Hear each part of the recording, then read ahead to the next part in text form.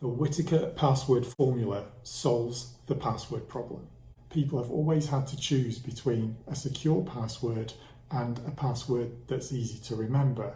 The problem is when you have a jumble of assorted letters, numbers and symbols, it's very difficult to remember, and many people get tempted to note these kind of passwords down, which defeats the objective of having a secure password.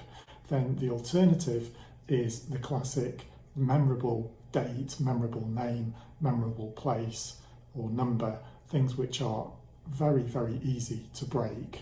Now, there are methods that have been suggested in order to formulate and remember more sophisticated, more secure passwords. Unfortunately, they're not very practical.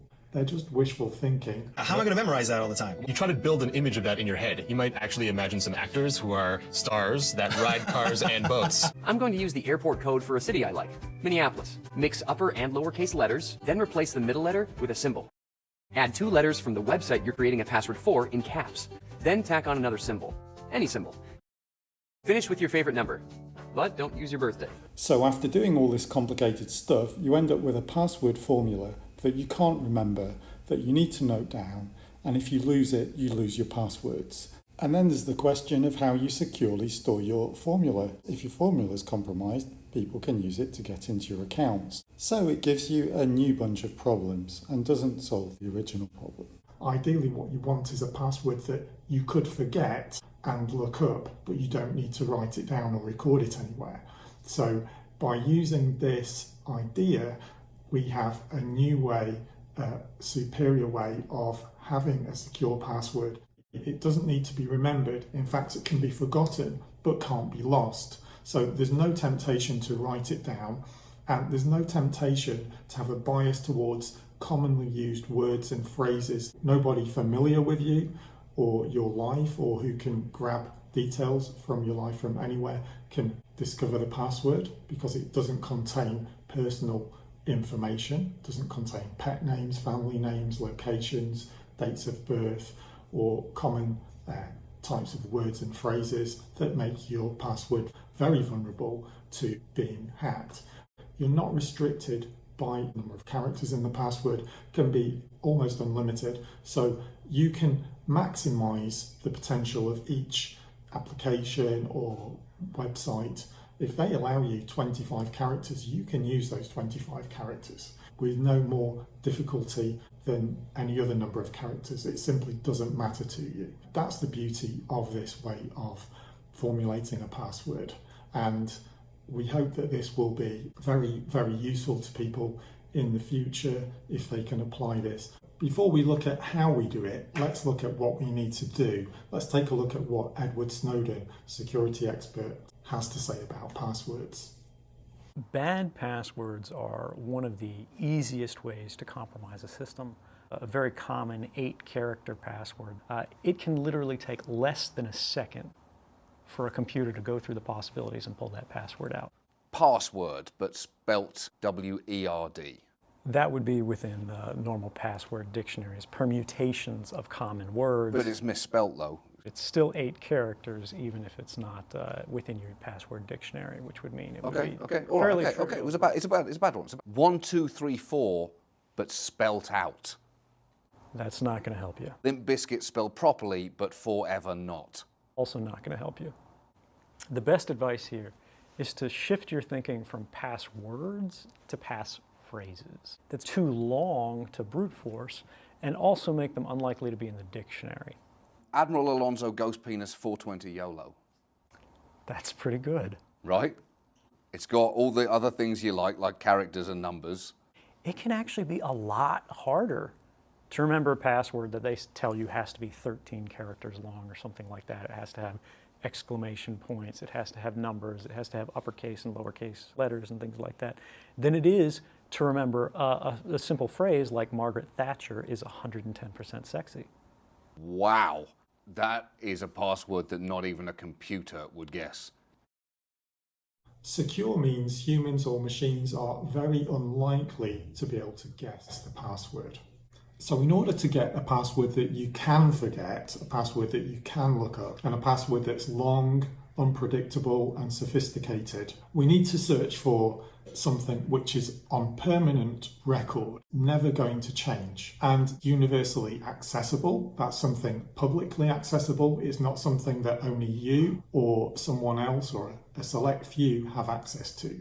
Take, for example, the tablet that the Statue of Liberty has in her hand. That tablet has been photographed thousands, perhaps a million times by many different individuals. There are records of that tablet in photograph, video, and written format by many different authors in many different locations. And even if that tablet was to be changed and the information changed on it, there would be a very, very big public record of its original information. It could not be lost. So that's just one good example of a Whitaker formula password. When you're using the Whitaker formula, you're going to look for a target that's longer than 8 digits, that contains numbers or other punctuation, which is not just words, and hopefully it's not going to contain words that are all in the dictionary. But at least if it has numbers and punctuation or signs, then you're onto a higher level of security.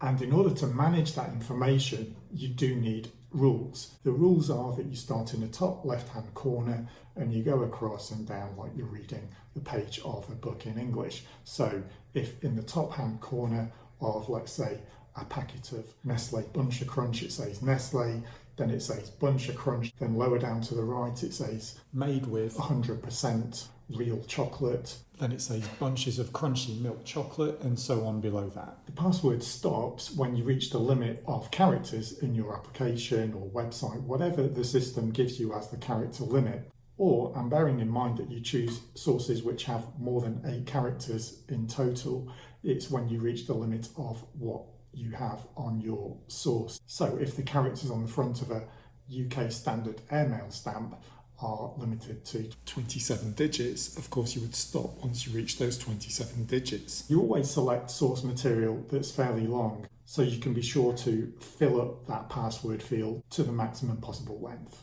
The key thing with a Whitaker password is avoiding bad cases. Bad examples to not select would be black penny stamp. On the face of it, sounds very sensible because it's a very unique, specific thing which is already in history. But when you look at those stamps, you can see in the bottom left and right hand corner, there's a letter that changes. I don't know why, it doesn't matter. All I need to do is observe that they're not consistent, and I'll put that aside and continue looking for something that is concrete. The other thing that might occur to you is something like the first dollar bill. Well, on the first dollar bill, we'll come across a serial number, and next to it, it will say serial number. So in 10 years' time, do you think you'll be able to remember back if you're going to include the word serial number plus a changing serial number? You don't want to have to remember little details like that. You just want to find it and copy it. You want something that's absolutely the same every time. The other thing with the first US dollar bill is that it's got 2 sides. Would you be able to remember? And do you really want to have to remember? That's the key thing. Because once you have these details, it introduces risk. It's very tempting to write them down. So you want to keep things very, very simple. Another thing to be aware of avoiding would be something like a first edition of an album, because albums are published in different countries under different licenses, and so there might be slight variations on the album cover itself. You don't want something where in the future you could be concerned with which one it would be. You just want something that's definitive.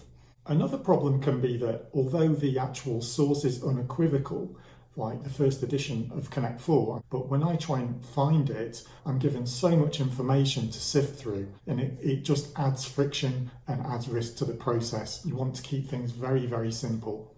Assuming all first editions of Michael Jackson's album Bad are the same, there's not enough characters, all you've got are 3 words. Whereas if we look at Ice-T's album, OG, Original Gangster, we've got a lot more characters there. When we look it up, we can see the cover is consistent throughout the different nations. Then that could be an interesting proposition. And we have a dash there between the ice and the T and the letter T. We've got something that is not in the dictionary, it's got a bit of punctuation, and it's a lot longer than 8 digits. We can look it up, it's universally consistent, it's an image which is all over the internet, it's not going to disappear if 2 or 3 people change their mind and unpublish their photos. It's on record all over. That could be an interesting one. You might want to look for something which has also numbers in, or extra digits, extra characters in that make it even more sophisticated. The examples given in this video are just a drop in the ocean.